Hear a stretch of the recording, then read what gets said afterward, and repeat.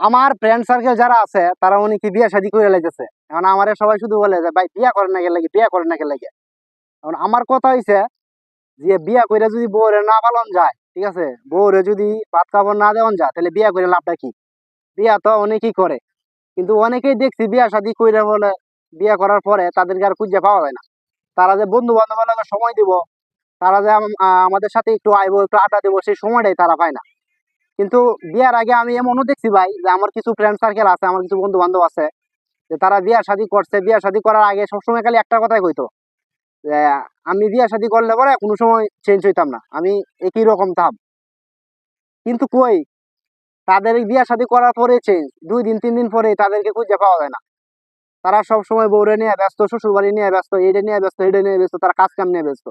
তাই এখন আমার কথা হচ্ছে, এখন যদি বিয়ার শাদী করে লাই আমিও, আমিও যে এরকম থাকলাম, এটা তো আর কোনো কথা না। আর মূল বিষয়টা হইছে যে বিয়ে শাদী তো করতে হইব, 2 দিন আগে হোক পরে করতে হইব, কিন্তু নির্দিষ্ট একটা পর্যায়ে যায় বিয়ে শাদীটা করা এটা উত্তম। এখন আমি স্যালারি পাই 10,000, স্যালারি 10,000 পাই যদি আমি বিয়ে শাদীটা করি, পরে বউরে পালবো না, আমি নিজে খাবো, নিজে নিজে খাবো না, পরিবারকে টিয়া দিব। একটা সময় দেখা যায় যে অনেকে বিয়ে শাদী করে, তার পরিবারেও দেখতে পারে না, তার বউকেও সে ভালোভাবে টাকা পয়সা দিতে পারে না, কাপড় চোপড় দিতে পারে না। কিন্তু বর্তমান এই পরিপ্রেক্ষি থেকে আমার মতামতে আমি যতটুকু মনে করি, এই পরিপ্রেক্ষি থেকে বাঁচার উপায় হচ্ছে একটাই, কোনো কিছু একটা ব্যবসা করতে হবে, টাকা একটু উপার্জন করতে হবে। রিজিকের মালিক হচ্ছে আল্লাহ। আমরা যদি পরিশ্রমের উপরে, আল্লাহ আমাদের রিজিক নির্ভর করে, আমরা যদি পরিশ্রম না করি তাহলে তো আর রিজিক আল্লাহ তাআলা আমাদেরকে দিবে না, আমাদেরকে চেষ্টা করতে হবে। তাই চেষ্টার ফলে আমরা রিজিক অর্জন করে থাকি, রিজিক আল্লাহ আমাদেরকে দেয়। কিন্তু তারপরেও যদি আমরা বসে বসে থাকি, এমনি এমনিতে কোনো কিছু আল্লাহ আমাদেরকে দিবে না, আমাদের চেষ্টা করতে হবে।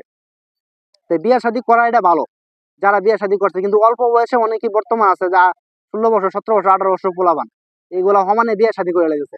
আসলে আমার মতামত, এরা বিয়ে শাদীটা করতেছে মানে ওরা বিপদে পড়তেছে, এই বিয়ে শাদী কথা ওদের ঠিক হইতেছে না।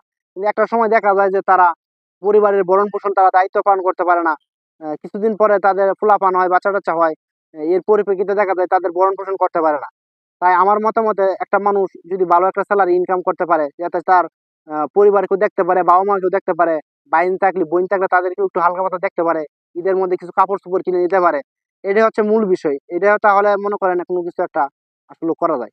তা আমার পরিপ্রেক্ষিতে তারা বিয়ে করুক, বিয়ে করে তারা সংসার করুক, সমস্যা নাই। আমিও বিয়ে করবো। আমি বন্ধু বান্ধবকে আমি একটা কথাই বলি যে আমিও তো বিয়ে করবো, কিন্তু কোনো কিছু তো একটা করতে হবে, সফলতা তো অর্জন করতে হবে কোনো কিছুর মাধ্যমে, টাকা টুকু ইনকাম করতে হবে। আর বর্তমান পরিপ্রেক্ষিতে দেখা যায় যে মেয়েরা বিয়ে হইতে চায়, যে যাদের কাছে টাকা পয়সা আছে তাদের কাছে বিয়ে হইতে চায়। যে আমরার মতো যারা আছে, নিম্ন মধ্যবিত্ত যারা আছে, তাদের কাছে মেয়েরা বিয়ে দিতে চায় না, কারণ তারা একটা ভালো ছেলে চায় না, তারা চায় টাকা পয়সা, এরকম ছেলেরা চায় যাদের এরকম ছেলে দিকে তারা বিয়ে দেয়। তাই আমরা বিয়ে শাদী করবো অবশ্যই 100%, তবে আমরা কোনো কিছু একটা সফলতার দিকে পা রেখে আমরা বিয়ে শাদী করলে ভালো হবে।